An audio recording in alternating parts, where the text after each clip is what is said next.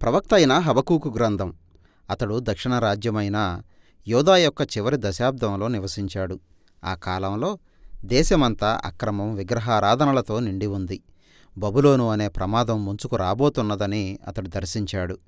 అది ఎవరికీ మంచివార్త కాదు. అయితే దానికి ఇతర ప్రవక్తల్లాగా హబక్కూకు ఇశ్రాయేలీయుల్ని నిందించడం లేదు.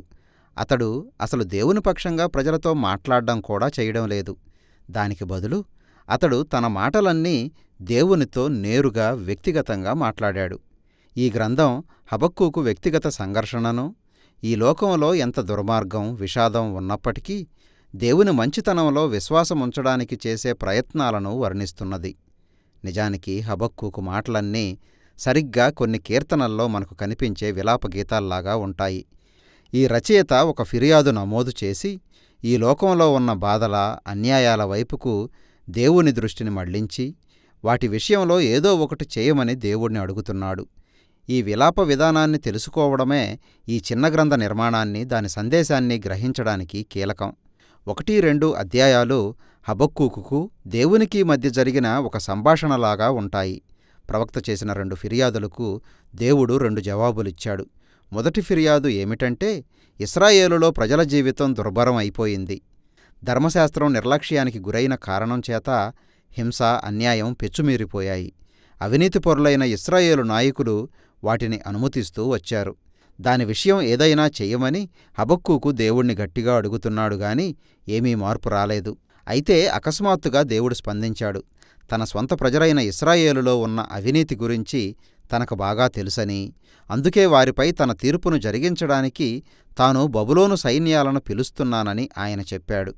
మీకా, యెషయా ప్రవక్తల సందేశాలలాగా ఇశ్రాయేలు జరిగించిన అన్యాయం, దుర్మార్గాలను బట్టి వారిని మింగివేయడానికి ఆ భయంకరమైన సామ్రాజ్యాన్ని వాడుకుంటానని దేవుడు చెప్పాడు.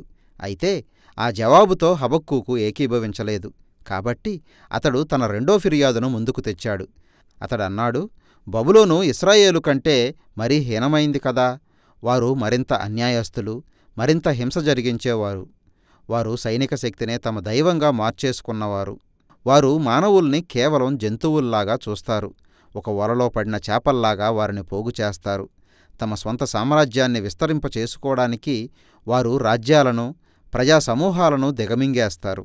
కాబట్టి పరిశుద్ధుడు, మంచివాడు అయిన నువ్వు అలాంటి అవినీతి రాజ్యాలను నీ సాధనాలుగా ఎలా వాడుకుంటావు అని హబక్కూకు దేవుణ్ణి ప్రశ్నించాడు.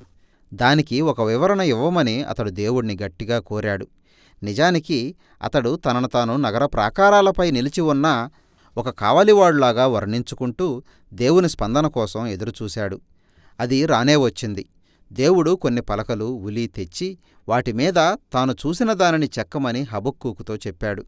అది భవిష్యత్తులో జరగడానికి నిర్ణయించిన ఒక దర్శనం. అది నెమ్మదిగా వస్తున్నట్టు అనిపించినా తప్పకుండా వచ్చి తీరుతుంది. ఈ నిరీక్షణ దర్శనంలో వాస్తవానికి నీతిమంతులు తమ విశ్వాసం వలన జీవిస్తారు అని దేవుడు చెప్పాడు. మరి హబక్కూకు అక్కడ రాయవలసిన దైవిక వాగ్దానం ఏమిటి? దేవుడు బబులోనును కూలదోస్తున్నాడన్నదే ఆ వాగ్దానం. రాజ్యాలు జరిగించే హింస, అణిచివేతలే ఈ ముగింపులేని ప్రతీకార వృత్తాలను సృష్టిస్తాయి అని దేవుడు చెప్పాడు. ఈ వృత్తాలను ఉపయోగించి దేవుడు రాజ్యాలను హెచ్చిస్తూ కూలదోస్తూ ఉంటాడు. ఏదో ఒక సమయంలో బబులోను వంటి అవినీతికరమైన రాజ్యాన్ని వాడుకున్నంత మాత్రాన వారు చేసేదాన్నంతటినీ దేవుడు అనుమతించినట్టు కాదు. ప్రతి రాజ్యాన్ని ఆయన తన న్యాయం కిందకు తీసుకొస్తాడు. కాబట్టి తనలాగా ప్రవర్తించే ఇతర రాజ్యాలతో సహా బబులోను కూడా కూలిపోతుంది. ఆ తరువాత వరుసగా 5 రకాల ఆక్రోశాలతో దేవుని ఈ వాగ్దానం వివరించాడు. అవి బబులోను లాంటి రాజ్యాలు జరిగించే అణిచివేత, అన్యాయాలను వర్ణిస్తున్నాయి. మొదటి 2 ధనవంతులు బీదలను ఏ విధంగా అప్పుల్లో ముంచివేసి వారి నుండి అధికమైన వడ్డీలను గుంజుతున్నారో చెబుతూ వారి ఆర్థికపరమైన నేరాలను వర్ణించాయి. అన్యాయంగా వారు తమ ఆస్తులను పెంచుకుంటారు. 3వది బానిసల వ్యవస్థపై ఒక విమర్శ. మనుషుల్ని జంతువుల్లాగా చూస్తూ వారి వలన ప్రయోజనం లేకపోతే వారిని హింసించడం గురించి. 4వది బాధ్యతారహితమైన నాయకులు మద్యపానంలో మునిగి తేలడం గురించి. వారి నాయకత్వంలో ప్రజలు విపరీతంగా బాధలు పడుతూ ఉండగా వారు విందులు చేసుకుంటూ తమ ధనాన్ని శారీరక సుఖం, మద్యంపై వ్యర్థం చేస్తున్నారు. ఇక చివరిది వారి విగ్రహారాధనను ఎత్తిచూపుతున్నది. అసలు అలాంటి రాజ్యాలను నడిపిస్తున్నది అదే. వారు తమ ధనాన్ని, శక్తిని, దేశ భద్రతను తమకు దేవుళ్ళుగా చేసుకున్నారు. ఎంత కష్టమైనా సరే వాటికి కట్టుబడి ఉండడానికి తీర్మానించుకున్నారు. కాబట్టి ప్రజలు తమ సామ్రాజ్యాల జాతీయత అనే భావనకు దాసులుగా మారిపోయారు. ఇక్కడ ప్రస్తావించిన ఈ అనుభవాలు కేవలం బబులోనుకే పరిమితం కాదు. అది వాటిలో ఒక భాగం మాత్రమే. మానవ నైజం బట్టి చూస్తే ప్రతి రాజ్యం కూడా చివరికి బబులోనులాగా మారిపోతుంది. కాబట్టి దేవుడు హబక్కూకుకు ఇచ్చిన ఈ జవాబు ఈ లోకంలోని ఇతర బబులోను రాజ్యాల అధికారం కింద ఆ తరువాత వచ్చే ప్రతి తరంలోని ప్రజలందరికీ వర్తిస్తుంది. అయితే ఒక ప్రశ్న ఇంకా గాలిలో వేలాడుతూనే ఉంది. దేవుడు ఈ విధంగా బబులోను లాంటి రాజ్యాలు పైకి లేవడం, కూలిపోవడం అనే ఈ చక్రం ఇక ఎల్లకాలం కొనసాగిస్తాడా? 3వ అధ్యాయంలో ఈ ప్రశ్న గురించి చర్చ ఉంది. దీనిని హబక్కూకు చేసిన ప్రార్థన అని పిలిచారు. దేవుడు గతంలో దుర్మార్గమైన రాజ్యాలను కూల్చివేసినట్టుగా ఇప్పుడు ప్రస్తుతం కూడా చేయమని హబక్కూకు ఆయన్ని వేడుకోవడంతో అది ప్రారంభమవుతుంది. ఆ వెనువెంటనే మనం ఒక ప్రాచీనమైన గీతం చూస్తాం. అది మొదట దేవుని గురించి ఒక శక్తివంతమైన భయానకమైన దర్శనాన్ని వర్ణించింది. అది సరిగ్గా మేకా, నహూము గ్రంథాల్లోని ప్రారంభ గీతాలను, నిర్గమాకాండంలో సీనాయి కొండ మీద దేవుని ప్రత్యక్షతను పోలి ఉంది. భూమి మీద ఒక గొప్ప మేఘం, అగ్ని కనిపించాయి. సృష్టికర్త మానవ దుర్మార్గాన్ని ఎదిరించడానికి పూనుకున్నప్పుడు ప్రతి ఒక్కరూ దానిపై తమ దృష్టి సారిస్తారు. భవిష్యత్తులో దుర్మార్గానికి జరిగే ఈ ఓటమిని భవిష్యత్తు నిర్గమం అని హబక్కూకు వర్ణించాడు.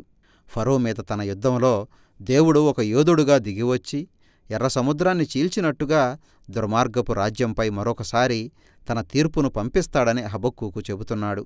ఫరో కూడా బబులోనులాగా హింసాత్మకమైన మానవ రాజ్యాలకు ప్రతినిధిగా ఉన్నాడు. అదే సమయంలో దేవుడు దుర్మార్గాన్ని ఎదిరించినప్పుడు ఆయన తన ప్రజలను, తన అభిషిక్తుణ్ణి కాపాడతాడు అని ఇక్కడ మనం చదువుతాం. అది దావీదు సంతానంలో నుండి రాబోయే రాజు గురించిన ప్రస్తావన. ఈ గీతంలో గతంలో జరిగిన నిర్గమం గాథ భవిష్యత్తులో దేవుడు జరిగించబోయే మరొక నిర్గమానికి ఒక ప్రతిరూపంగా ఉంది. ఆయన మరొకసారి దుష్టత్వాన్ని ఓడించి ఈ లోకపు ఫరోలని, బబులోనులని కూలదోస్తాడు. ఆయన సమస్త ప్రజలకు న్యాయం జరిగించి అణిచివేతకు గురైన వారిని, నిర్దోషులను కాపాడతాడు. ఈ నిరీక్షణ హబక్కూకు తన గ్రంథాన్ని ఒక ఆశావాహమైన స్తుతిగీతంతో ముగించేలా చేసింది. ఈ లోకం ఆహారం లేక, కరువుతో, యుద్ధంతో, మరి దేనితోనైనా సరే అల్లాడుతున్నప్పటికీ అతడు దేవుని నిబంధన వాగ్దానాలపై నమ్మకముంచి వాటిలో ఆనందిస్తాడు. ఈ గ్రంథం ముగింపులో హబక్కూకు ఏ విధంగా నీతిమంతుడు విశ్వాస మూలముగా నివసిస్తాడో అన్నదానికి ప్రజ్వలించే ఒక ఉదాహరణగా నిలిచాడు. ఈ లోకం, మన జీవితాలు ఎంత అంధకారంతో, దుర్భరంగా మారిపోగలవో హబక్కూకు గుర్తించాడు.